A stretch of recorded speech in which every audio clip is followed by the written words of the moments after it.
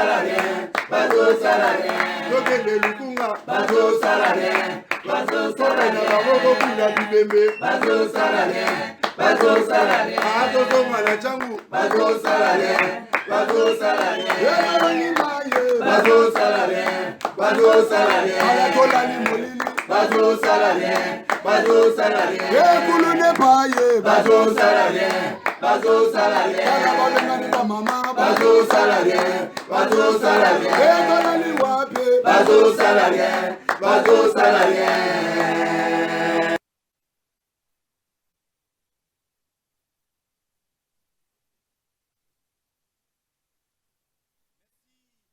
Mbote na bazairwa nyonso na bazairwa nyonso bozolanda biso na ba nyonso bobotami na moma ya Zaï.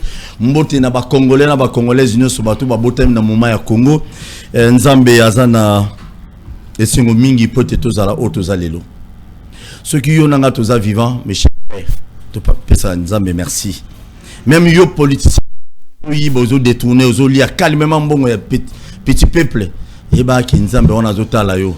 Bato ebele balobanga babino tingala ki nepanga pesa rapide na kozana succès kozana bona ozala boy et pas on a gêné le bato momolangi et puis tolo na kozwa sima mais ya Nzambe bien que umelaka mais ala kitoko to Nzambe na biso bokeba na batoli o bato ebele bapesa rabino te il faut qu'il n'est pas maman mo azana kisensu maman mo na kaluka maman mo azana masina maman mo azana te yaya mi pesa na Nzambe koluka oza na vie ya rapidité lokola ba mususu o ba na besoin ba do a sauter on a premier escalier mbala mo na 10e non il faut o le kana escalier nyonso merci na ba villageois na ba villageoise nyonso heureusement lelo ki nwande muto akumbela mboka Kabila ba bia botama na mboka ce n'est pas un problème Lumumba c'est sûr c'est ta botama pena mboka Mobutu boyebi mais lelo ki nwande président de la République nazo pesa tolimo avant to bande émission yo mama yebisa papa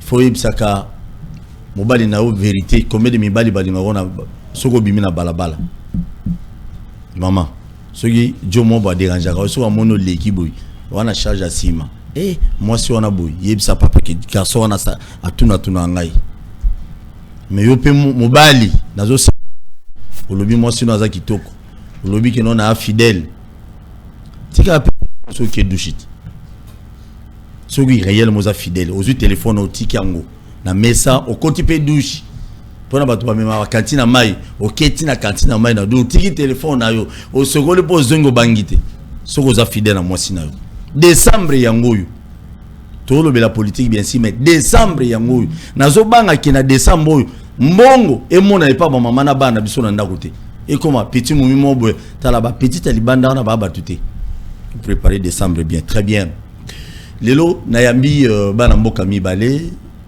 maître Bazin Pembe bonindeko. Oui ça va ndeko Paul Tosoua j'ai compris que introduction et émission nayo et allez ko signifier ba kinoa ba lobby parce que introduction nayo est très manquant keti non tala sima donc c'est très grave te mais sima mu Congo na sima mu Congo liko c'est sima elle bosote soko lobby bongo na sepeli mais ce qui est important je suis content pour l'invitation je pense que tout le ça bango malam na ko débattre na ngoya zali en face très bien boni ba tiliko ça va. Bon, ce qui est vrai est que les lois sengeli ba congolais ba féliciter de combat depuis que aye na niveau ya Sénat Paul là c'est sans polémique. Faut reconnaître que non alali ko sala lelo musala moko ya makasi ebele tango aye na Sénat aye na ba réforme na niveau ya Sénat aye na 7 axes si je me trompe pas na niveau ya Sénat pour nous aider à ensemble la province nyonso oyiba koma ko tongwama après wana to na collaboration ya malonga entre Sénat et la République démocratique du Congo na parlementaire belge bayakiawa ba eko traiter un sujet très important au ezali sur l'entrepreneuriat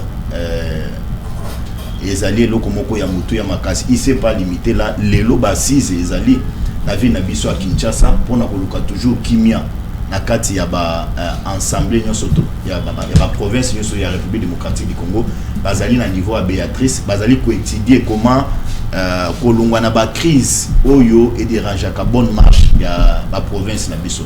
Et donc je peux rassurer aux Congolais que boye yande kobati na niveau ya Sénat collaboration ya mutu ya pezali entre Sénat na présidence de la République et Sénat na très bien appareil judiciaire. Donc c'est une bonne chose parce que oyo eloko e créé ka crise na République démocratique du Congo, crise e bandaka na ba institution et ceux qui m'a ils na ba institution moyen donc crise est à les. Merci beaucoup. Je te donne un exemple. Oui. Tu as constaté que c'est où est poussé qui union nani coalition FCC cash et Kabwana.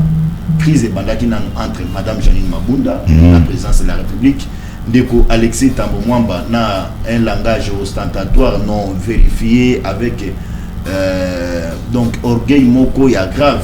Il y a des salariés qui ont crise et très bien. Ceux qui ont des institutions, on allait aujourd'hui demeurer ensemble pour la. Merci beaucoup. Donc, Kengoa Dondo, aujourd'hui, je suis à Kengoa Dondo, na bâti le Kweb. Il y a bâti l'équilibre de Kolomakas.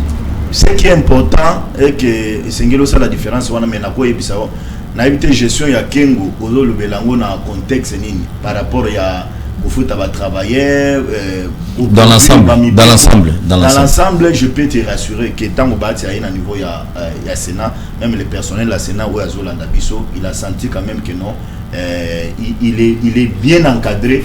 Mon salaire n'a été et m'a dit pour la administration il y a Sénat fonctionne, mais je n'ai pas travaillé avec Kengo, je ne sais pas comment. Merci beaucoup. Merci, très bien.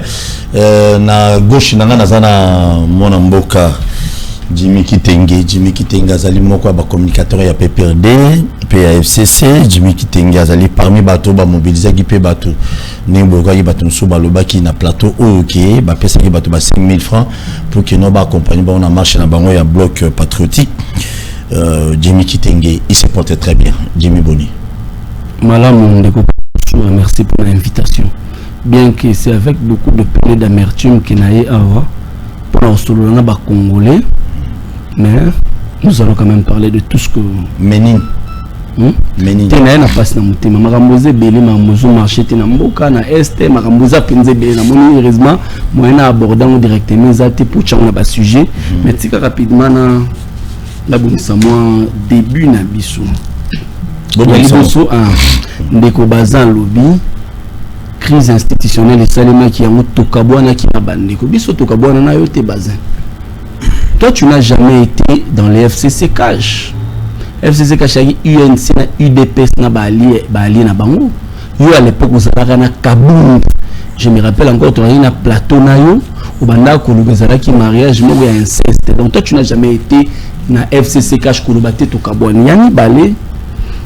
À l'objet que non, Sénat, les autres tambola malamu, Makamoumien, Soso, Kenne malamu. Vraiment, ils ont passé. Dans la discours il y a Modeste Bahati Luko na rentrée parlementaire peut-être Yoebiti. Ils sont là parce qu'il y a le peuple qui ont voté les députés provinciaux et ben on va grands électeurs, les élus des élus. Mais bateau population vota ka bateau vota mais pas population ba réclamer mikolo ram. Au mukolo nini Bahati Luko na rentrée parlementaire a évoqué une question à ram. Mais tant que non, donc toi tu ne vois que Sénat n'a 117 personnels, mais tu ne vois pas la population parce que vous êtes l'émanation de la population, bien qu'au second degré. Très bien. Mais au second degré, vous ne répondez pas aux désirata de la population. Mikolo Batoubaolo Baram, sourd d'oreille. Attends, Mokolomo, tu as un discours à rentrée parlementaire à mentionner. Mais quand toi tu dis que le pays se porte bien, c'est craché sur la population. Merci beaucoup. Merci. Très bien, merci. Merci Nabato Bozali Kolanda Bisso, si jeune Bisso à Lelo, Yangoyo. Balkanisation, c'est la République démocratique du Congo. Le tonnerre à Liboso, Yangoana. Balkanisation, c'est banda. Tout est bandit déjà, tout est processus déjà au banda. C'est quoi? Bino Bato gérer Bisso Lelo, ceux qui n'ont balkanisation, ils s'allument dans le régime Nabino, Togolobara Nini Soussou, Tamobino Borokinde. Ce sont les choses, parce que hier, de ce que je me souviens, ba critiquer Kabila Rwandais, ba critiquer Giboy, ba critiquer Boy, mais to utikala oyo katege non Paul Kagame alinga ya kutonga village moderne na kati ya République démocratique du Congo. Mais lelo Paul Kagame yemo abeti biloko et en même temps aussi bien que bande comme ça bazolo baba bino ezabilo alukuta na habité surtout ça na selni Paul Kagame tonga na mboga na Rwanda parce que ana Congo biso moto otonga réduction à train de vie, il y a institution, il y a présidence de la République, il y a Assemblée nationale, Sénat, nous sommes en réduction. Moi, l'habitant on a eu qui est le qu'on a Jean-Marc Kabunda lobby on a parlement, il bosse à premier ministre na ba eli mususu, na lobby on Jean-Marc Kabunda ko longwane union sur la union sacrée ton idée pese yango yo toni et ça kamutuna. Bloc patriotique. Parmi Batubazo Sala, au Bazana 4 bloc patriotique, KLCC et Milapro, Boket Lobby, qui ont pu lobby à Nandeko Toyambaki lobby, Nico Maïngele, Bazo préparé déjà marche Moussous, je crois, week-end, Oyo, et puis lundi, Bazo la marche était à l'Assemblée nationale. Pour y aboutir, après marche à Bandeko, et quoi aboutir, très bien. Ndeko Nangaï, maître Bazin Pembe, Dalindako Mingi, le bien on a mis sur Abato, il y a des milliers de Congolais qui nous aiment. Ce qui balkanisation et s'alimène à régime, il y a président Félix Oyo Zali Lelo, membre de l'Union sacrée. Et ça le bien. Merci beaucoup de Kopol, na ba Congolais ba Kolanda biso. Na lingina longola MP moi bande ko ba permettre nga expression moi bosoto na yoki et pas ko débattre na en face à lobby makambo ya Sénat. J'ai compris que atikali na populisme, atikali na agitation, mais à raconter nga na ba moyen ngate, na ba biloko nga na lobité. Nga na lobeli bonne marché ya ba institution ya kati ya mboka na biso République démocratique. Parce que soy collaboration ils ali na ba institution te ma guerre ya leadership ezali ya moni mimaka biso mboka ekota na crise. Mais il y a tiki réflexion, il y a mayele, on a bimisi, on a nango, ameminga na populisme. On bango ba komi na mikolo. Populisme. Ba komi na populisme mikolo. Politicien, moi j'ai compris que biso na Kinshasa awa. Ba to ba olinga bazo ba kinwa ebele. Nandeni. Mais heureusement que aujourd'hui majorité ba to ba olanda biso. Bazali belé na mayele moko le kabiso. Et moko biso toka kopesa moi complément na o bango bazali bango basiba yeba déjà. Je rappelle na bandeko na ndeko nango bazali en face na ba congolais ba kolanda biso que sur ce plateau de télévision tu as reçu un Congolais, il est du PPRD na plateau na la télévision. Je pense même les milliers de kinois ba kolanda biso bananda biso et le monsieur est allé lui à yebisio biso de batoto bomamboka ezangate. J'ai suivi la vidéo pendant avec biso de batoto bomamboka wana maître Chalet alobinga nazaki ténor munene ya ba jeune ya PPD na kati ya mboka ya ville ya Kinshasa et biso de batoto bomamboka lelo on est conscient que tango Kabila zaki na pouvoir abandoko pesa biso mbongo zwa boke no buka zwa boke no tumba zwa boke no bunda zwa boke no maître basé mondial le bail bon hôtel. Moi j'ai la vidéo, tu m'as envoyé la vidéo hier à Nani na 22h. Non, on va monter on dit na bossani. Oui, continue. Chaleur à lobby. Continue. On ngana o loba wana. Mais tabilo. Et puis dans la lettre. Ya koye bisa lobby non, moni marche o salemi oyo. Bato bayaki bakino bayaki wana balandaki de 5000 francs. Balandaki komona moto individu chadarité. C'est pour la koye bisa congolais baba ko la biso nini ndeko nanga Paul. Et que biso, nous, on a combattu dans ces pays pour que nous biso les lots, qui ça, République démocratique du Congo, tous en a vu mon quoi malonga. Parce que nous avons vu de Joseph Kabila Kabange, aïe, nous l'avons donné la chance, nous l'avons accompagné pendant 18 ans. Mais tant qu'on a commis pour la pouvoir, a commis Kacher, a commis rebelle, a commis dictateur. On faut reconnaître quand même à Tigui Bokonzi calmement, tu vas profiter des photos de ma paix Kabila mon frère ami. Ndekopol, nazo répété même maloba on ndeko bozakina na plateau lobia. Alobi biso to tambola, na époque na biso to tambola. Sous marche na biso Kapanga la kufa. Sous marche na biso Rossi Mukendi akufa et ce qui est grave.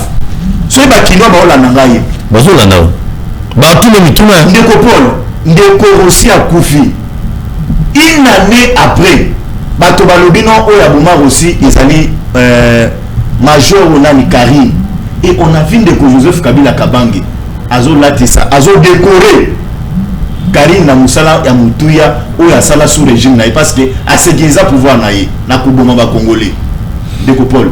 Mais ça c'est très grave. Et si je vois aujourd'hui nazomona bana Floribert Chebeya oyo mutazaki na bic na papier nazana mo ya pembo azolité pour na bien-être ya peuple congolais na droit de l'homme et mutu wana d'un coup bato basali complot de gauche à droite ti babomi balatisi ba chasser batie na ba prudence na kati ya mbutu kana mpona kolatisi non abimaka na basi wandi bato ça reste à vérifier bilo zo le bon. C'est très bien. Tu vas m'inquiéter, tu vas me décourager. Non, mais ok. Audience à Floribert chez Bezo, il est en prison en Dolo. Ok, il faut voler. RTMC. Il faut voler. On a besoin de la balkanisation. Il y a balkanisation de Konanga Paul. Donc, ça intox na opinion. Pour être non Congolais avec Konanangai, ayo que être non na kimi question de Paul. Donc, ça intox dans l'opinion de Konangai. Nazali koyebisa Congolais ou yazali kolanda biso. Ou yazali kolanda biso de Paul. Les messages et pas un certain journaliste, Stani Boudjakira. Yende a tweeté sur page, va permettre une expression, une tautologie, sur page Twitter naïe. Alors que nous Kagame azoyo Tonga na République démocratique du Congo pour nous pallier la situation ya sinistré. Il y a est de Konangai. Les gens qui sont en train de nous suivre sont des intellectuels. Ah bah sobaté. Tout réfléchir na bango. Gouvernement congolais, c'est un gouvernement responsable. Nous avons un État. Tous la province où ils ont dépendent de la Rwanda. Tous le village et Rwanda. Nous, c'est la République démocratique du Congo. Nous avons une constitution dans ce pays. Nous avons un président de la République. Nous avons un premier ministre. Nous avons un ministre porte-parole et un gouvernement. Tous les institutions, ils ont fonctionné. Nani Oyo Congolais à Yoki. De Patrick Mouyaya. Est-ce qu'il y a la télévision pour la Colombie que non Rwanda ne tombe pas dans biso déclaration à la Turquie. Très bien. Est-ce que Toloki n'a monoko en décotisé dans un conseil des ministres qu'il y a problème dans Mesa pour la Colombie que non Kagame ne tombe pas dans biso? Non. Ce qui est important, le monde doit retenir. Après un temps, na kati ya mboka Congo politique na biso et comment soko lingo diaboliser régime en place. Il faut citer Congo Kagame na kati. Pour que non Congolais Kagame. Kagame, attention, Kagame, parce que Bandeko Nabiso na est, Bandeko Kufa, Tolobake, non, Rwanda, Zaliko Boumabango. Et ça, c'est une réalité. Il y a Rwanda, il y a Ouganda, il y a Pays Donc, Nabato, Bakolanda Biso, va retenir que non, jusqu'à la preuve du contraire, gouvernement de manière officielle, Basiliko s'est prononcé, et Zalika Namatoi. Très bien. Bandeko PPRD, Bangonde Bazouango, Nenge Bazana opposition, mon quoi, Moutouate, Baïbo Sal opposition, il y a mon chose à tout le monde, Bazo Tchamo na Bazo. Donc, ça l'opposition. Ils ne savent pas. Ah, bah, courage. Il faut voir avec Sabango. Alors que celui Bazara qui faut, mais pour chuter. Doubler pour chuter. Ça, c'est ceux qui nous répondent, c'est par respect et pas naïo, parce que tu nous as invités. Et respect aussi au Congolais pour nous éclairer Bango. Aucun gouvernement, aucun ministre, même le président de la République ne s'est prononcé sur la situation du Rwanda. Il y a des journalistes qui ont tweeté Kango. Tina Lelo, Toki Ata Rwanda a réagi. Pour la Colombie, c'est une réalité. Toki Ata Congo a réagi. Donc, les alliés Lokomoko Bazolinga va créer un flou dans l'opinion de Copo. Merci beaucoup. Merci Nabaye Bazali Kota Labiso. Émission El Kaka chaque jour à 10h juste na WMSA télévision, na 16h juste. Ils allaient en direct aussi, 21h à la rediffusion. Bon s'abonner massivement à la chaîne sur YouTube à Kino Balobi TV. Balkanisation au Congo, lobby, bo pesa ima makanse belé, bo pesa na ba révélation sous défend ngato soit pour na ibagité, on a goma wan des alabo, quand même c'est une bonne chose. L'autre ba vérité, ba émission toujours ça la hausse et pour noter mais la pouvoir en place mais au moins tu éveiller conscience à la population. Si ça arrivait que likamboya mungu wana pour ton village moderne na mabele ya bakoko na biso celui qui s'arrive bongo Rwanda pesa biso mbongo biso moto luka bato ngo to ngazate no basoda ba yotonga tete basoda Rwanda te. Très bien. Jimmy Kitenge beta biloko mutuna kutuna ezate ozadi na matière. Merci beaucoup ndeko Paul Tosua pona maloba mais pasi na motema ya kolanda makambo ndeko bazan lobi Paul bien avec les ya liboso hein avant na kina question ya fond bazan lobi ndeko moko alekaki awa lobi biso nde to boma mboka. Maître Chaleur. Bazin était chez Kabound. Tango c'est cash et salami. Et puis bon, Bahati azalaki 15 ministres à Kabila. soki ndeko wana lobi biso nde to bomamboka, ça veut dire baati mutaki 15 ministre Kabila baati pa bomamboka. So yo comment okiko kende ko s'allier na muto bomamboka, ça veut dire qu'il est à la recherche du lucre, à constater qu'il y a IDPS bateau baki na sanzete bazo continuer aux na sanzete et l'état va servir bateau IDPS tiba ka kota la biso ba aller aux amwa musika yangwa ki kota baati voilà bazin Yami bala lobi makambo ya Rosimu Kendi, Thérèse Kapangala ba marcha bato bakufa tout ça. Mais bongo pourquoi zotanga Rosimu Kendi na Thérèse Kapangala contre marche contre Malonda 4 bato ya IDPS bakufa kipe. Mukonzambo akende na matanga na bango pona otangi bango te bango ba congolais te. Policier mibale balenchaki bazui bongo na bango ba otia boy basemi bongo ba ochongo na nzete na bato ya IDPS wana tangite bango baba nyama olobi procès chebia bongo procès ya général Kaimbi ko banda kan nani aboma général Kaimbi Jijiani nani aboma Jijiani bakata katanga o bakotanga na ville ya Lubumbashi bana mike na ba mama bazui baboma ba cadavre na ba exposant au mutakala tokotia ngo na mutu ya nani Bundu dia mayala oyo ba marchaka so comparer marche bundu dia mayala comparer na comportement ba to IDPS 100 fois mieux ba to bundu dia mayala ki ba to IDPS parce que moko na bango ti ko lekisa vidéo moko lobi azali général fantôme azana ba cocktail molotov ba morgue za ya bango ba cimetière za ya bango ba kende ko tumba pe ko boma biloko Martin Fayulu olobeli yango ta soki Jakinda la mutolo baki banga ba boka na prison soki Henri Majal lobaki banga ba boka na prison soki Daniel Massara lobaki banga ba boka na prison soki Barnabé Milingano lobaki banga ba boka na prison nyonso wana faute Lwangi maintenant to kende faute ya toke na fond obi faute ya Lwangi na lobi boye te jimi to kende na fond wana zalaki faute ya Lwangi wana zalaki kubali maintenant to kende na fond alobi tala pa eloko na biso ki salinga pasi bazo lobake Rwanda zo linga tongela biso ba village bazan lobi ezali lokuta ezali Stanis Bouchakera muto a publié yango. Non monsieur, il faut pas blaguer avec les gens. Alobi, quel est cet officiel congolais qui a le contrat ou encore à l'Oumakamoana Rwanda? Je vais te rappeler les faits. Bazin, le président de la République a un contrat avec Kagame. Il y a exploitation, il y a or, il y a coltan, il y a est moyen 5 millions de dollars. Kagame a investi 5 millions, il y a Pamba. Biso nambo en sorte 5 millions, bah dépassement budget la présidence. 270 millions de dollars est consommé la présidence petit dans mois octobre. Mais si vous Kagame a collé 5 millions de dollars. Contrat wana ministre Moko ta signé yango. Kagame Moko a craché rapport ma ping. Le lendemain Moko Nzambo Kaembi a le bien mon ami, mon frère. Peut-être Bosani yango. Yami nga bazin. Baouti ko attaquer biso en armée rwandaise, les petits carrés à l'ambassadeur du Rwanda et encore à Kinshasa. À lobby, ba soda rwandais baza miibi te lokola misusu ba bande ko pourchasser ba miibi. Mais Patrick Mouyaya au lobby que non gouvernement congolais n'a réagi. Mais Patrick Mouyaya lobby nini? C'est parce que nous avons 9 voisins, yango fo bo s'habituer à ba incursion bo ba tout ba côté panabino, ba violer ya bino. Et batu ya banani, batu ya mon ami mon frère ne ba koti. Et puis pire encore, l'autre commune a 7 villages. Ndeko Paul Tosoua. 7 villages. 7 villages construits. Ndeko Paul Tosoua à peine même. Maman. Baouti ko attaqué biso na rébellion rwandophone M23.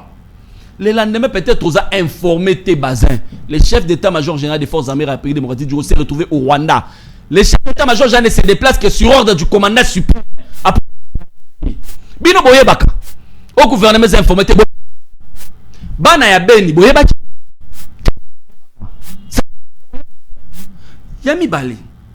Les conservateurs des titres immobiliers de la République démocratique du Congo se retrouvent en réunion au Rwanda. Et conséquence, c'est Kagame qui construit pour nous les villages. Dès qu'on base, il ne faut pas blaguer. Les conservateurs des titres immobiliers des Congolais sa réunion à Rwanda. So, les loyaux, Kagame nda kotongela biso ba village, mais c'est bazin. Il ne faudra pas blaguer avec la terre de Lumumba. Moi, j'ai toujours dit, Ndeko Paul Tosoua, l'IDP, c'est une malédiction pour la République démocratique du Congo. Batu bandi makangote. Balobaka awa Kabila Rwandais. Kabila Rwandais. Faites. Dernier jour à campagne à lobby, les Rwandais ont bloqué l'aéroport. mais les lotos, qui sont les amis du Rwanda? Kagame n'importe quoi en République démocratique du Congo. Après avoir coupé ces minéraux, ils vont passer ma belé à Lumumba. Mais non, nous n'avons pas besoin de Kagame. Nous n'en avons pas besoin. Même 5 millions Tolingi en Ote Aïbaka, Oraïba Kolta. Nous avons d'abord besoin de la justice. Kagame, c'est l'ennemi public numéro 1 des Congolais. Entre les mains de Kagame, c'est des tonnes de sang de Congolais. Bon. Avant, prioritairement, Kagame, Ayata Kotia Zolone na Congo, il faut qu'il y ait réparation, justice et salement. Mais les loyaux, Kagame, alors j'étais en difficulté avec le régime de Kabila. Les relations passaient difficilement, mais aujourd'hui, je suis en relation nanani. Régime à Kinshasa, actuel régime. Nani a yebisa poto. Batuni kutute. Alors, vous avez officialisé le pillage de la République démocratique du Congo et il ne faudrait pas que les lots avec légèreté. Non, gouvernement n'a lobby on t'a bino boye baraté. Ça l'a surpris boye baraté. Nous n'étions pas au courant. Merci. Parce que ce régime c'est une malédiction pour la République. Merci beaucoup. Tozo une régie. Non, na réagi. Voilà Tozo ngebele. Tozo élément Jean-Marc Kabundi. Mais ça une minute. Une minute. Je peux ça une minute. Rapidement. Tu vas besoin bien déjà. Je vais faire un peu de collecte. On fait une émission. Tout ça va intellectuel. Ce n'est pas dans les agitations de vous convaincre que nous va Biso. Sois serein. Il faut faire exploiter ta science, ta connaissance. Tika ba agitation, tika ba loyengene ba loba na Kinshasa. Tango zali koloba eke Bundu dia Congo, mais ndeko kitenge. Je te rappelle na ba kino ba kolanda biso. Est-ce que oyebi eloko ba bengi enyele na République démocratique du Congo? Qui ont tué les Nyele ici? Bazwa bango na Équateur. Baya bango na Kinshasa wa, basala boloko na prison makala awa. Nana boma ba Nyele. Ce n'est pas sous régime Nabino. Enyele a couvert ça dans le régime Nabino te. Tu te rappelles avec général Etumba? Vous étiez au pouvoir, non? Vous posez des locaux ba Nyele. Tangozo lo baba katakatanga, mon frère. Faut en Sony, hein? Faut en Sony. Les gens n'oublient pas. Batomazali ko bossa na te. Qui a amené Kyungu Gédéon Mutanda Awa? Mutanga, merci beaucoup pour le nom. Nana latisa Gédéon Nzoto ya mutu na nzoto neti chenet. Azoko tazo loba Kabila Shikata, Kabila Umela. Gédéon, moi je suis allé, je t'informe. Moi je suis allé, là je suis encore à l'université. Na kendo mona Gédéon na prison ya Kasapa. Je parlais avec Gédéon comme ça. Na solona Gédéon, et Gédéon te dit naï na sanguinaire et moi j'ai mangé na cannibale. Et Gédéon a été baptisé dans mon église. Je suis allé le voir à la prison de Marseille. Merci beaucoup. Oh Paul. Non, ça va pas une minute. C'est pas ton information. Jean-Marc Kabouna Lingalo. Il y a même problème vidéo Jean-Marc Kokochango. De Kopol, les lots qui ont dérangé au Katanga de Kojimi. Est-ce que Zabino le Batobo Yakina Gédéon Mutangate? C'est vous. Tant vous le Babongo qui ont entretenu Gédéon. Et ça général Numbi, non? C'est lui qui a entretenu Gédéon avec la complicité de M. Joseph Kabila Kabange. Pourquoi tromper les Congolais? Merci. On a félicité au papa. Il y a besoin de minute. Batou Bazala besoin de Bégra. Si canapé ça va information papa. Batou Bazala Bilog. À l'objet rapport mapping. J'ai aimé. Ne quoi zo pesanga matière. Alors pesanga lité. Ne na ko lo bon de konangai. Rapport mapping a commencé avec qui? C'est avec Musée de Laurent Désiré Kabila. Qui dit Kabila dit qui? Il dit Joseph Kabila. Et ça dit non. Rapport mapping et Zakaka, bateau ya ST. Dans les rapports mapping, on fait état, il y a bateau Bakufana au Katanga. Avec Gédéon. Dans les rapports mapping, on fait état, na bateau Bakufa ya Kamouenan Tsapou. C'est avec Bino. Dans les rapports mapping, bazo ça l'état, na bateau Bakufa. Merci. Il y a ba fausse commune à Paul. C'est la mission. On a amené non, c'est pas problème. Naïbi, non, c'est pas minute. Vous avez la régie, il y a conservateur. Et ça, et le conservateur congolais va quitter Rwanda. C'est parce qu'il y a dans l'administration publique. Ce qui l'histoire de Kagame, si cela s'avérait vrai, ce n'est pas un conservateur des titres immobiliers à la province d'Abokendi. C'est un problème qui appelle les États, c'est le ministre national. Il y a affaires foncières Yenda Koken. Donc un conservateur à Koki Kokenete. D'abord, les conservateurs ont un ministre de Titane. Merci. Son ministre de Titane est ici à Kinshasa. Basé à Tozonga.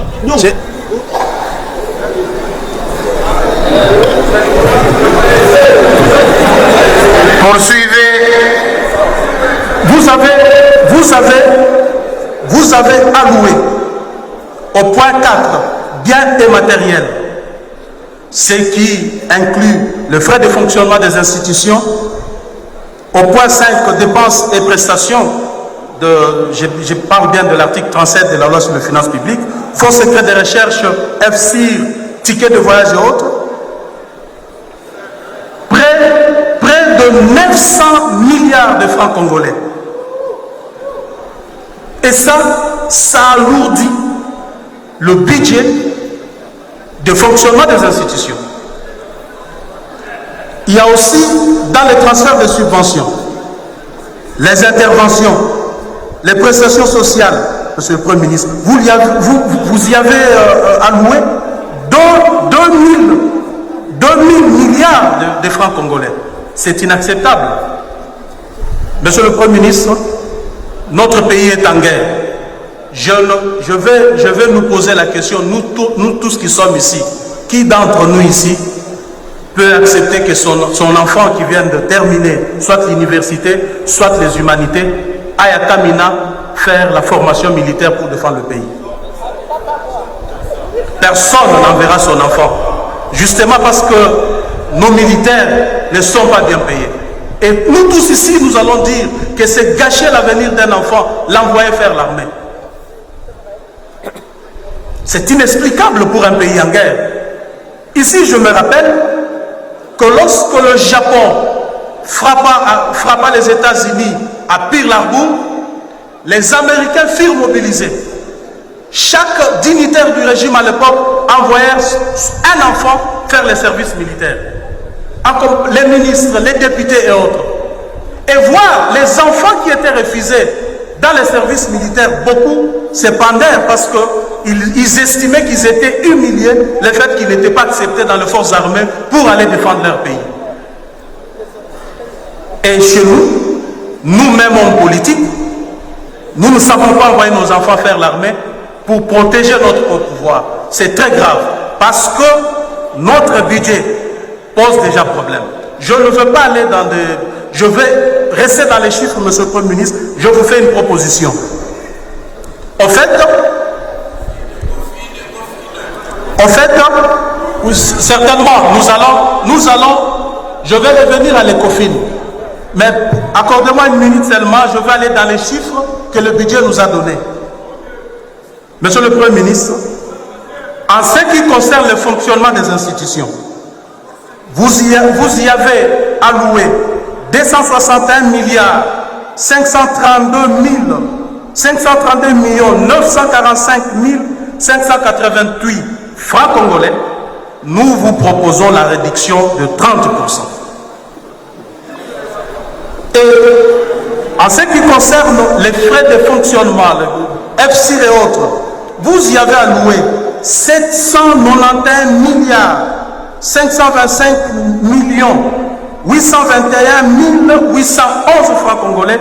Nous vous proposons la réduction de 50%. Et ainsi de suite, 30% aussi dans les interventions. Nous aurons à récolter, si les COFIN allaient dans le sens de nos propositions, nous allons récolter 1000 milliards 345 millions 672 millions 154 517 francs congolais. Et voyez, Monsieur le Premier ministre, que vous allouez à l'armée chaque mois pour énumération 62 000. L'armée, la police, 62 milliards de francs. Très bien. Nalinga Kitozwa place Soyo. Oh, l'obéli armée. Les lots même Ngaito Soua Paul, même Maître Bazin Pembe, même Jimmy Kitenge, même Bino Batobele Boanandako. Les lots Borobango Tina Bana Bino armée. Ngatim na lobby. Pourquoi? Parce que Bafuta Mambo Mombo Yamikate, Mombo Yamalongate. Boyo qui premier vice-président de l'Assemblée nationale, président d'intérim à IDPS, Nemuta lobby yango. Ce qu'on a mis tout le monde na bona bande ko baza awa na bino na ndako tango ye mutu aza na kati ya boîte azo dénoncer boy. Cela veut dire le gouvernement va s'aller le côté. Maître Bazin. Ndeko Paul, na tenir d'abord na ko remercier yo na vidéo oyo a otocha oyo. D'abord Tota Kolanda Bissonyo sous premier ministre à niveau ya Assemblée nationale. Oui. À lobby, il y a 250 millions de dollars. En termes, il y a 500 milliards de francs congolais pour l'élection en 2023. Et 125 millions de dollars pour le recensement au Sénégal de la République démocratique du Congo. Et là, c'est parce que la question des élections a toujours posé un problème dans le Canabiso. Ndeko Kadi Matango Aye Azuba PC Mwambongo. Après remise et reprise naïe. Mais tout yoka awa na ba prévision budgétaire oyo qui rubrique y a ba élection paysanne à 4. Pour moi je dis c'est une bonne chose pour na plutôt za ba élection cannabis. Mais na oyo ndeko Jean-Marc Kabunda auto le ba Paul. Nazo banana no boy. Tu sais que tant ndeko Sama Lukonde na yoki azo présenter ba prévision budgétaire na niveau Assemblée nationale. 22% si je me trompe pas. En termes de pourcentage, ils ont une institution, présidence, Sénat, Assemblée nationale. Mais Nathalie, pour l'armée, va passer 3,4% de coupole. Wow! Mais ça c'est très grave. Pour l'Assemblée nationale, les députés, ils sont 500. La présidence de la République, ils sont combien? Mais pour la 80 millions de Congolais, au long de la soda, au bazana est, aux autres, il y a 3%. Je me suis dit non. Nekosa Malukonde est venu se jouer de nous. Alors, c'est gagné la bisso. Donc, il dit quelque chose. Il dit quelque chose et son contraire. On a dit tout changer dogme, tout changer façon de gérer, façon de communiquer na bisso. Mais comment vous voyez que nous sommes un pays en guerre? Merci. Nous sommes envahis.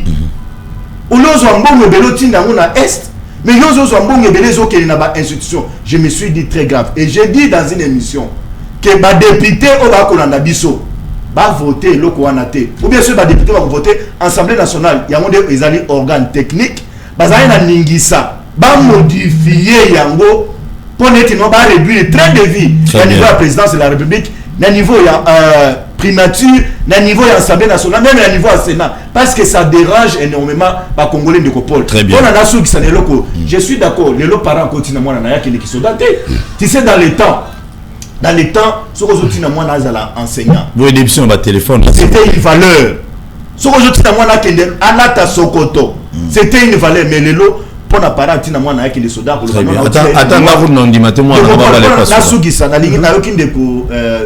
Jimmy, je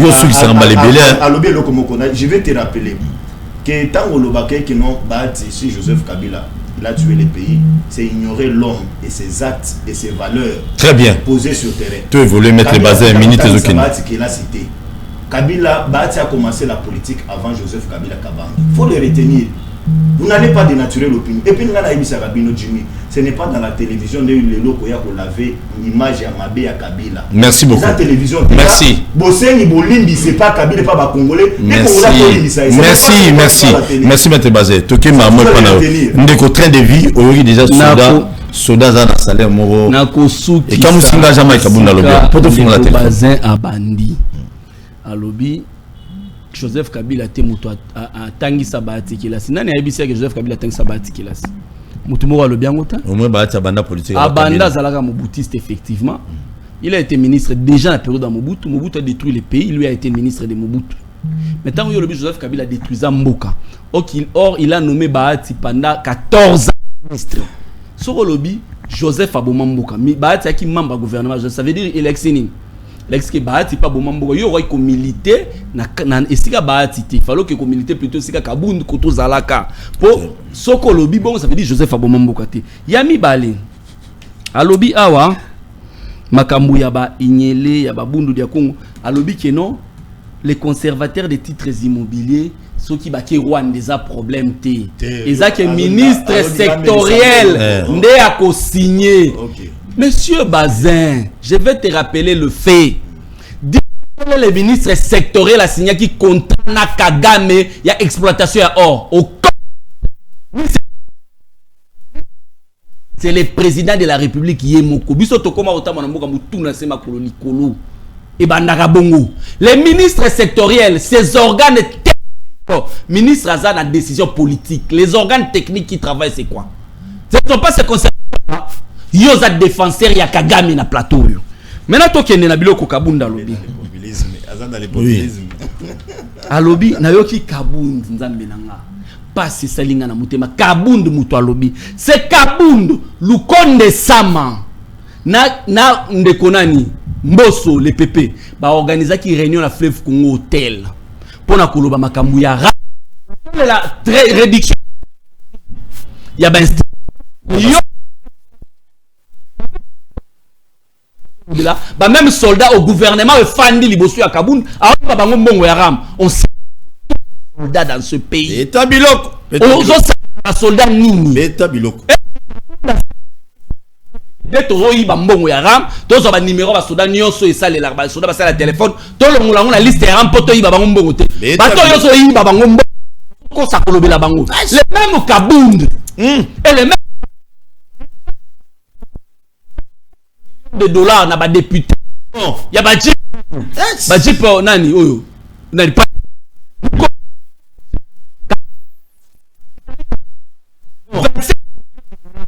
et ça combien en termes de salaire des militaires? 150 000 $, 150 000 militaires. Ce qui te lobby, bah tu vas couvrir, bah tu réduire à 130 000. Moyennant 100 $ parce que bah ça va coûter 100 $ le mois. On peut millions de dollars, 26 millions de dollars, il y a 2 mois, il y a salaire à l'armée. Aux Yango Kabel, il y a 500 députés. On va foutre plus de 10 000 $. Bananti de la République. Bah caprice. Moi, je connais ça, Sama. On se moque de qui? Le pays. Na plénière, moi, quoi, loba. Cher député, dans des courses, je vous ai amené 5 tonnes combien? 5 millions de dollars. Oyo 500 personnes bakomi Kaboula na mukolo moko. Zo 5 millions de dollars divisé par 500 personnes, il y a combien? 10 000 $ en une journée. 10 000 $ en une journée. Le salaire, il y a combien de militaires? Et là, c'est le même parlement. Aïe Kolobe, là-bas, militaire, on ne se moque pas du peuple. Même au Kabundouana, à Bossa, que bah, dépassement budgétaire et Salima na présidence.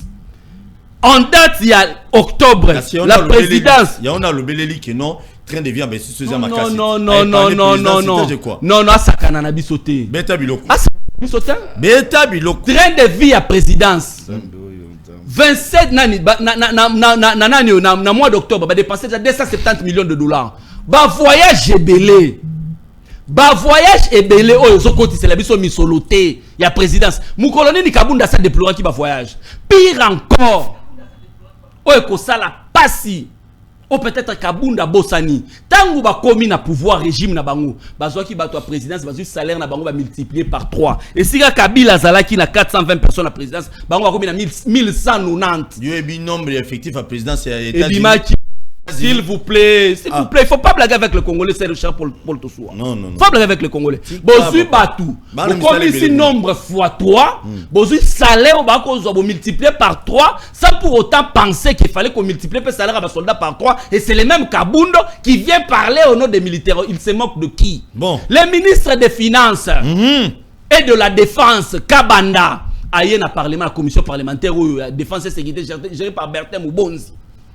Alobi na pouvoir na yabakabu ba décréter état de siège planification zalakité budget na parlement au Kabunda dirijaka ba décréter état de siège budget zate planification zate mais bozo ça là-bas prorogation état de siège. Merci. Et puis les loyo yo ya côté là-bas tout tant on a loba que union sacrée dans le cadre de concertation parce que ce cadre de concertation ça là qui avant que tout budget ça là balinga ba benda na kuzu na fleuve Congo telesika bakabola kamo loko ba ye ba bongisi makamunyo solé ba la gisa insuffisance na bango sur la place publique. Très bien, merci beaucoup na baye bazali kolanda biso Wemsa télévision tozali na match amical na les amis de Clémy Mongango na Kinko le maître basé à Kozala Jimmy Kiteng c'est sûr certain tozala zala wana tobeta dimanche do boye belé na terrain wana téléphone ifungami benga pesa likanisi na yo et à la fin tobali na appel à liboso maître basé zala patient na ebi ko comment mebeli obengi opesi likanisi na yo par rapport à nyonso oyoki appel à liboso maître basé s'il vous plaît. Allô bonjour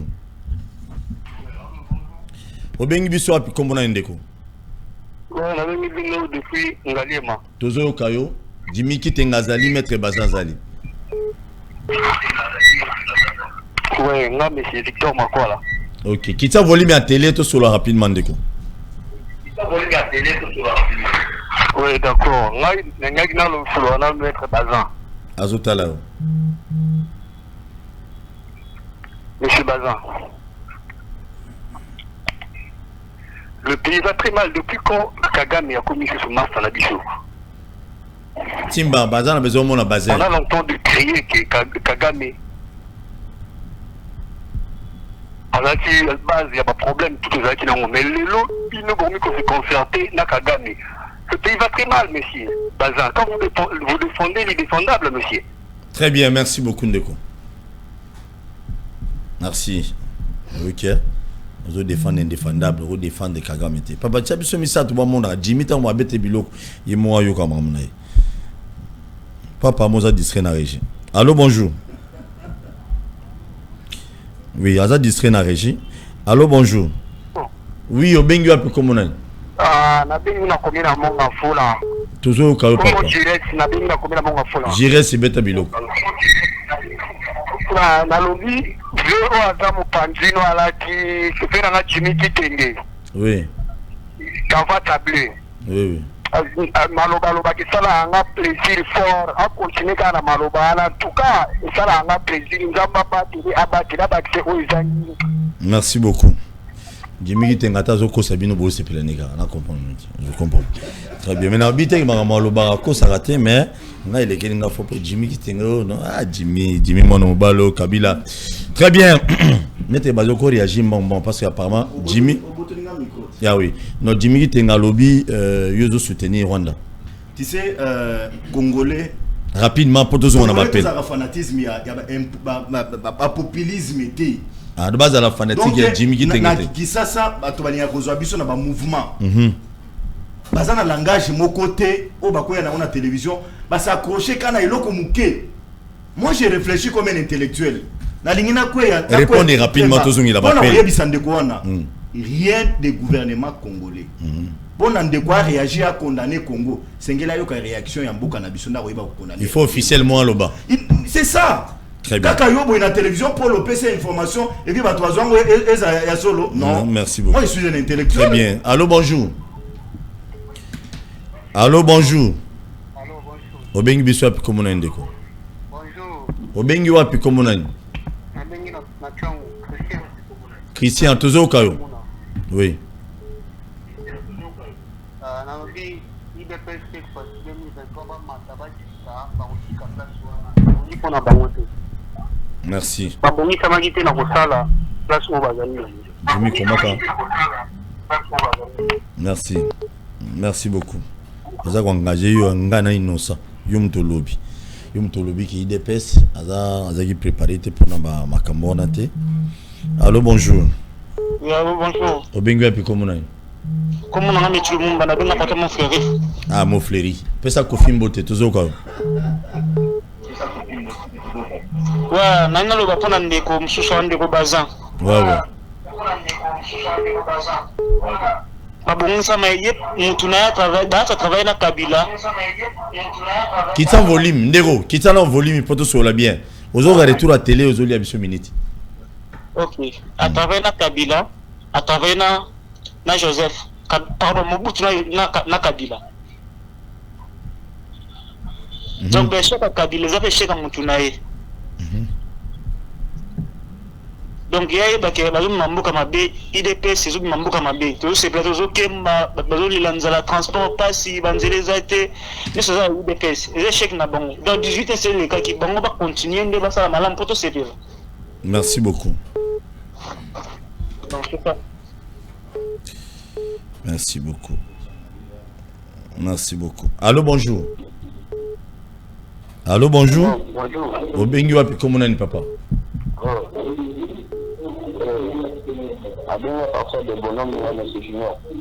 Ndeko Junior qui tient volume à télé to sur la bien rapidement papa minute ezo kende.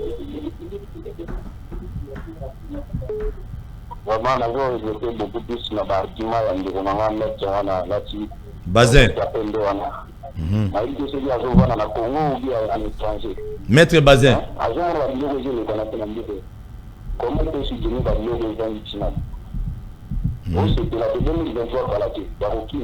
Très bien.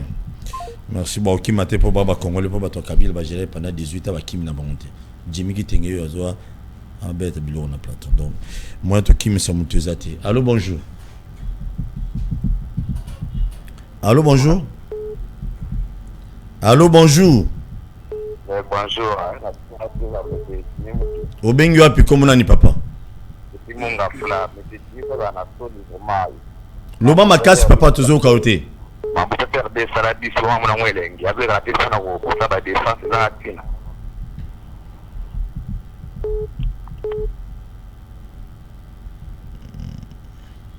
Allô bonjour. Allô bonjour.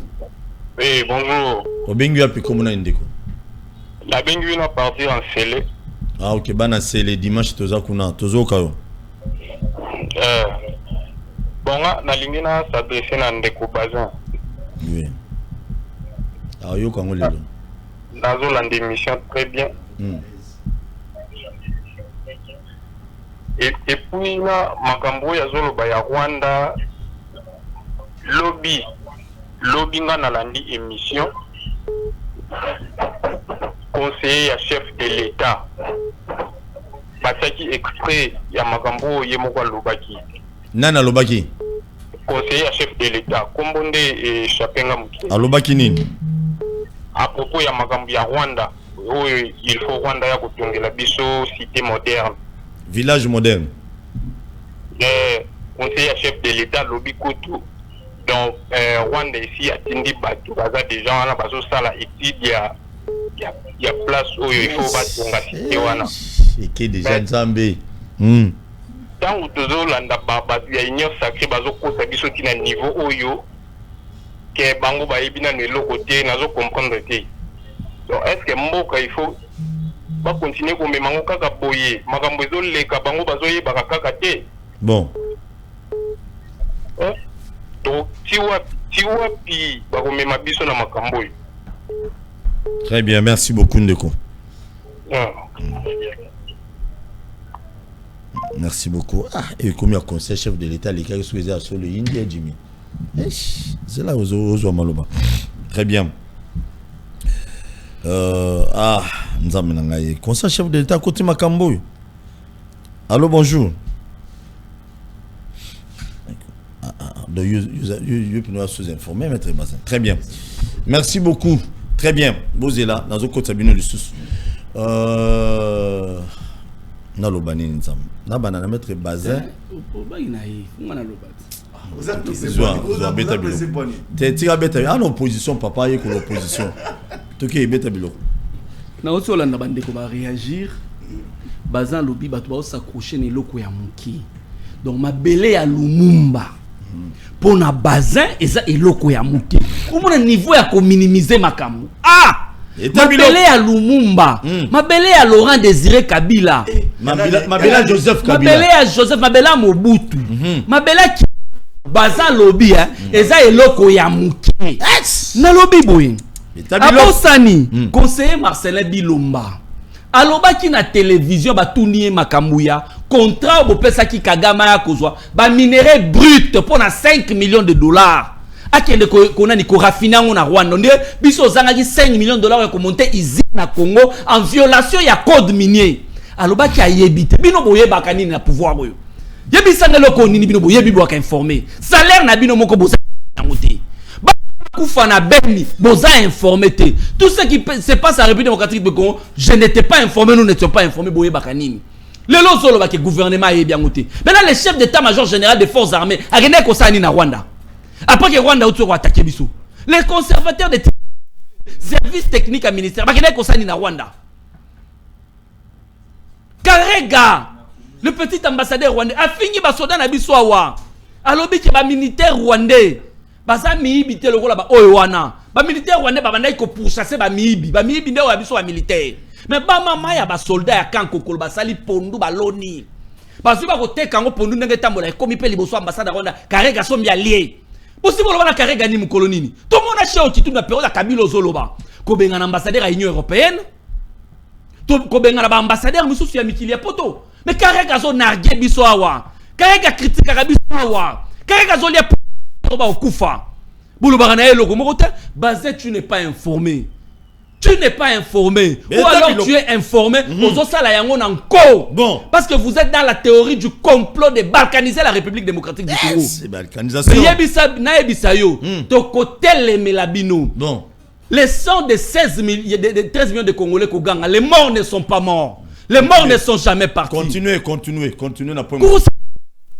Dans le ministre de la Défense, il n'y avait pas de planification pour l'état de siège.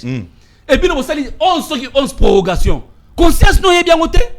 Tant que ministre de la Défense il n'y avait pas de budget. Ministre de la Finance a contredit, il y a 57 millions de dollars dans l'état de siège. Même quand on est bien noté. 57 millions. Et pour ça, il ne faut pas blaguer avec le Congolais. Chaque jour, nous avons trouvé ce pays avec 4 rébellions et 170 groupes armés. Pour rappeler Goma, il fallait mettre les codes du Rwanda. Kabila que tu insultes aujourd'hui aux autres travailleurs pour Nabahati. Kabila s'est battu pour réunifier Mboka Zonga Mobimba. Cette armée que vous voyez ici, Totika est la 9e meilleure armée d'Afrique, la puissance des faits, armée aux Omona. Et cette armée, Batsodo Babundi, pour que tu perdes même pas 1 mètre carré à Mabélé. Mais là, on a eu des pèses. Mboka Lumumba bezo kende kaka boloko la bavantir bazin biso de côté les Melabino. De côté les Melabino Tinasuka. Merci. L'UDPS n'était pas préparé pour diriger le pays. L'UDPS c'est une malédiction. Merci Jimmy. Mais avant on a pu se mettre basé Maloba. Je tiens quand même à informer na batunion sur besoin na biso na le bilan na bémission. Je n'ai invité nous. Moi si à Okito à Koufaki. Okito bazala qui accompagné na Obabuma qui nzela mona Lumumba na kolemba olobango te parce que mon cercle ezati. Moi si naye o atikala na génération na bango wana moi si Okito akufi ti lelo yo moya kundaye ezate mbongo ezate ya kundaye place na nga morgue ba tché ku tu éviter so de a commis vers déjà na kata morgue donc ça dérange quand même na sali ba appel na ba format nyonso mutazo le belango eza normal Paul Tossou ba saboter et bembe ya Okito moi si ya Okito ya moi si ya Okito eza normal ba saboter yango pona nini parce que le régime qui est en place les régimes des enfants des moboutistes, les régimes des enfants du MPR, bango ne ba signaka document na bango Lumumba entre parenthèses crapaud. Tant on va utiliser signature na ba po ba Lumumba. Ba utiliser signature na ba po ba Lumumba. Yo kanisi lelo bana to ba si ya bato ba accompagner Lumumba na combat bango ba pesa bango valeur. Ils ne savent pas le combat du nationalisme. Ils ne savent pas le combat du patriotisme.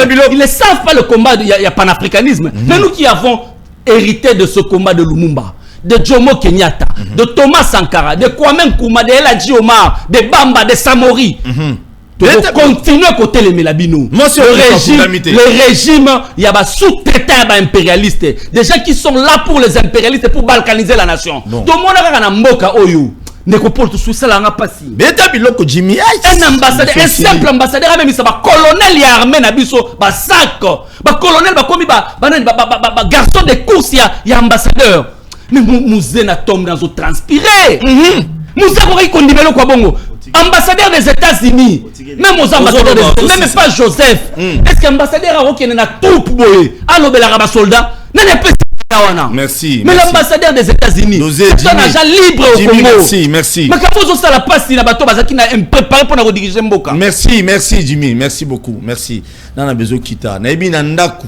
Bato belo bozo kama solo bezo déranger bino makasi. Jimmy kolelate ya karamutema. Maître Bazé Betabilo. Paul Tossou, oebi moi c'est Okito yona. Na moni j'avais vu les images pas na mona iba image na ba vidéo tindela ngai.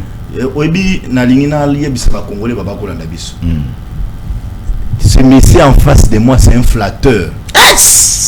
Ce monsieur en face Jimmy a flatté. Mutozo lela na plateau. Un hypocrite. Ezaka kamoto yo bande ko ba permettre ngai o azali ignorant. Né à quoi croire na populisme où ils allaient pas mon frère Paul, tu sais que c'est que le monsieur ici est en train de faire au lelo. pour aller lire la plateau ako ça la confiance à biloko ya zoloba. Mon frère ici il a quitté ici pour aller na Burundi pour aller apprendre comment il faut tuer les Congolais. Celui-ci Yeo Yazaliao. Le régime à Kabila. Oui, mais il est là, non? Il est allé apprendre comment il faut que Boma Congolais. Yeo Yazaliao, c'est pas évolué. Souvent, il y a comme tout évolué, il est temps, le comme tout évolué. Tu es le bas là, yo a le pouvoir, il y a l'opposition. Bah, on va comment on loba. Nekopol. Pour ban les lois salati. Obi et a kino o ya ko pesa lito ina biloko ndeko azoloba. Donc aibi souffrance azan ngo lelo nanda côté. Il sait pas ce que les kino ne sait pas ce qu'il est en train de faire. Moi je le dis Congolais yokangai. Télévision et ko lavaka Kabila te na pas sur atika biso na kati ya mboko. Je rappelle à Congolais, les gens sont sortis bonnement pour aller marcher. Hier Jimmy Kitengo, il est allé incendier un parti politique. Alati béret rouge, Yeoyo, Azalia. Tant que nous sont en train d'apprendre l'opposition, non, pas prendre l'opposition. La criminalité avec qui a commencé depuis longtemps, ne Paul Tosuwa. Tant que Jimmy Azali Koloba Makambo ya Paul Kagame, mon frère. Mais moi je te rappelle dans ces pays, vous n'avez pas collaboré avec Kagame. Kabila a collaboré avec Kagame. Pourquoi aujourd'hui faire l'opposition sur le dos de Kagame? Pourquoi les gens font l'opposition sur le dos de Kagame? Tant que vous avez la musée, même Musée, le fils de Musée, a approprié ce pays. Tu sais à quel état les lots SNCC Zali? Joseph Kabila avec Moïse Katumbi. Bayen a pouvoir, Moïse Ayen a Bakuna Matata, Abari Muzuri, Babomi SNCC. Mais moi je ne comprends pas les Congolais. Pourquoi on doit faire confiance au régime de Kabila?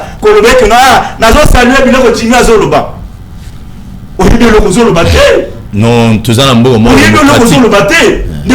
oui. Avec Emmanuel Chadal, c'est dans ces pays où on nous a appris qu'il faut qu'on finga. Ce sont eux qui nous ont appris les mensonges. Ce sont eux qui nous ont appris qu'il faut ingénier. Est-ce que les lots Congolais Azali place Azali à côté Sanga Kolobaï qui nos régime actuel il y a union sacrée il y a les lots on a beau ganga nangai il a beau transpirer nangai parce que je sais que l'on a Jimmy Aleli yo pe vraiment Jimmy Aleli abimisima ya misu azo le lokito ale la lumumba ale la musée ozo na ba populisme na yo na personne ne peut le croire intellectuel au moins que motoyo. Mais je sais que les Congolais sont intelligents. Merci. Merci beaucoup. Merci. Avancez. Malheureusement non. Oh. Malheureusement non. Si j'ai PPD n'a pas ce qu'ils ont raté. Ok, c'est ça bilon na. Na molo comment bilon monsieur. Tant on de quoi lobby Kabila, Ebati, Jimmy, Ozo bossa na point ni mon cher. Vous êtes venus dans ces pays, Kabila est venu dans ces pays na ba bot. Kabila yé na mboko attaque tentira malonga zaki na ngote. Yanzoto. Mais nous les Congo nous l'avons tout donné. Kabila yé na kati mboko awa ndeko na Paul. Zo awa to banda oke ba visite banda ba fête. Pour moi banyama na biso misa to mine yezalaki. Mais Kabila est venu il a tout pris. Ah Kabila. Amela on a kingakati. Kabila yé na kati mboko dans les conseils des ministres. Azo siéger na ba ministre pour la kolobano. Le seigneur to soma banyama parti à Libanda. Toya na bango pour réhabiliter zone abiso. Mais tout était dévié. Ezo kende kingakati. Ezo kende nani Kashamata na Lumbashi. Mais biso ta mboli bosaline. Biso ta otoye to pesimino gratuité enseignement. Biso ta otoye to mo futa mineva à $300. Biso ta otoye na pouvoir lelo biso. Au Pessinga Maloba, je suis en train de décrier que nos budgets, c'est pas voté en voté. Mais bango lobby pour aller à la télévision, babando yo. Azami fonctionnaire à l'État, babando au à la fin du mois $10,000. Cap communication. Voilà Jimmy. Yo Azadia. Il recevait à la fin de chaque fin du mois $10,000. Cap on a voyé au Kosabiso la télévision. Mais nous les lobbies sur les lots Tozali, on dit intérêt na biso d'abord peuple congolais. Très bien. Biso tozana union sacrée. Tozali kolobé que nos guerres à est. Tokozala là c'était sur guerre à est Sili. Tant que député à Azozambongo Ebele. Tant que ministre à Azozambongo Ebele, c'est qu'il faut réduire le train de vie à ministre. Tozala dans les sociales et à peuple était. Biso à Toko Ebisa Tshisekedi et que bateau ozana ba on a présidence de la République. Batonde belé, diminuer le train de vie na yo ponete non. Mbongo muke qui n'est pas peuple congolais. Yebisangai. Sous le régime de Joseph Kabila Kabang de Kopol. Yé azalia na yo citelen. So bande voisin la vidéo batia vidéo ya Némi. Némi était le seul caporal. Oyo soka ozana problème na justice. Yé à place à bureau na ya so zaka téléphone a bengi magistrat. Azaki na justice na poche na ye. Mais lelo sous régime et monsieur Sili. S'il vous plaît. Sous régime ya Deko Félix. Matata o baba non ba ndako loba. Et que Matata est un dossier politique. Bazo linga ba écarter candidat potentiel. Parce à cause à l'enfance à Tshisekedi. En 2023, mais biso le logiciel soit na lobité. Cours juger Matata des accords wana te. C'est que ko tinda pas juge naturel na ye. C'est que bato ko wana régime na bino. Merci. Wana sous régime na biso. Merci beaucoup. Sous régime na biso. Chité wana. Bazo ça la marche. Sous régime na biso. Il y a un programme azo beta bango gaz azate. Et ngai na ko senga na général Kasongo. D'abord na ko pesa le sako. Mpaka le sako belé na marche au utako le général Silvano Kasongo. Marche mususu na marche mususu le 22. Si je me trompe pas sur le 27. Bala na marche mususu. Général Kasongo zo ba soda na yo. Zo ba policier na yo. Sécuriser bango na ko senga mo général. Ozana mbongo te. Sombela pe bango mai. Ba lembi o pesi bango bouteille ya mai. Ba sécuriser marche. Ba sécuriser marche. Ba lembi o pesi bango bouteille ya mai. Nazo senga na Demokadima. Ba koya ko sala sitini di boso ya seni. Tena bango ba bafle belé ba ye o tsheli bango nsembu ya nini to salite. Ba ye solola na bango yamba bango zongisa bango parce que pema o shadari na mona ki na marche ya oyo utakoleka a kokate. Sécuriser bango c'est ça l'état de droit. Ils sont komelisa bango. Merci. Ko tumba siège na bango a ozalate. Merci beaucoup. To kobeta bango a ozalate ba ko tambola ti nenge bango lemba. 2023 bino côté. Et puis merci. OK, une minute s'il te plaît, on a débordé. So repesi on peut ça penga. Et OK, on a fait ça. Une minute. Une minute. Présentateur les alinga OK, une minute. Merci na maloba. Merci, une minute. Na landi mo makamunde kwa lobi. Tito na plateau yo. Na moni ba sijo tangi kumba kabina na plateau na sijo ta mo. Mais yo tangi ba twani. Yo tangi ba twani. Tika. Na ozona na régite au 4. Yo tangi Tshisekedi na kabila te. Zala tolera. C'est une malédiction. Union sacrée. Kabila oh, j'ai aucun nom. Bazin, sois calme, sois calme. Sois calme. OK. Nani Kombo Kabila a été pas un sujet. Et jamais la période de Kabila s'est justifiée au nom de Mobutu. On a rappelé les sous qui Mobutu a dit Kabila détruit ce pays. Maître Bazin. Sois calme. Les gens Félix Atienne à Makala. Sois calme.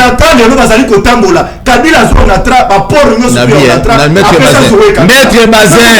Zala tolérant. Zala tolérant. Bile ma projet les lois. OK, Jimmy, milite Silit, OK.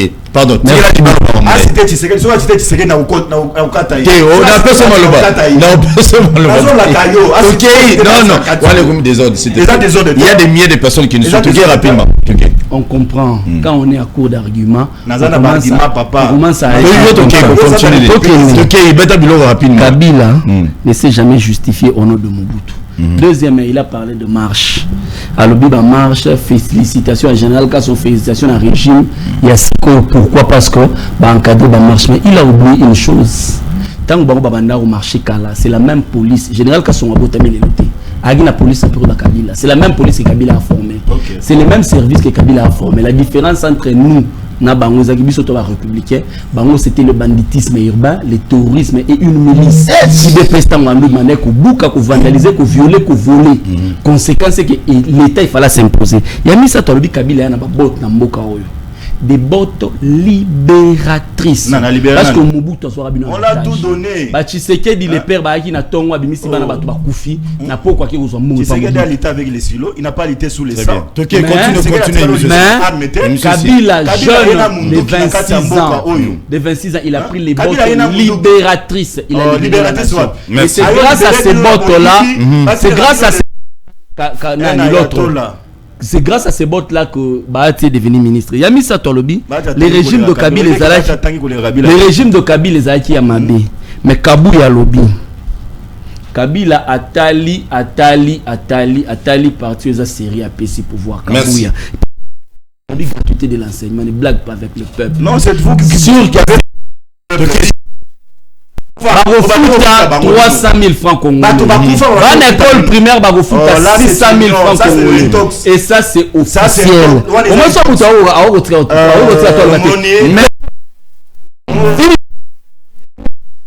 même à parler de Kabila, ça